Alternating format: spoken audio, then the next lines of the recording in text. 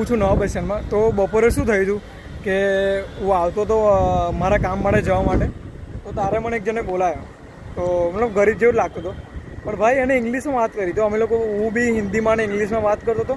તો એને કીધું કે તું ચરોતરનો છું, તને ગુજરાતી આવડે છે? પછી એવી વાત કરી. પછી એને કીધું કે તું ફાઇન આર્ટ્સ કરું છું, સ્કેચિંગ કઈ રીતે કરું છું, પછી ડ્રોઈંગ શું કરે છે, મને ડ્રોઈંગ તારી બતાય, આ બતાય, પેલું બતાય ભાઈ. અને મેં એને પૂછ્યું કે તું શું કરે છે? તો એને ખાલી એક જ વસ્તુ મને કીધું કે હું સોસાયટીને ઓબ્ઝર્વ કરું છું.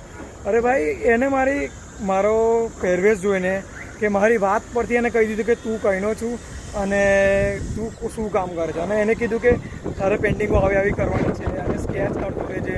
પછી અમારા જે ડાયરેક્ટર છે કનુ સર, એ કનુ સરને બી એને વાત કરી.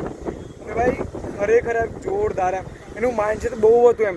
એવું લાગતું હતું એને જોઈને કે ભાઈ એ મતલબ સોસાયટીને ઓબ્ઝર્વ કરતો હોય. અને હું પાછો અત્યારે શોધવા આવ્યો પણ એ કંઈ દેખાતા નથી એ ભાઈ.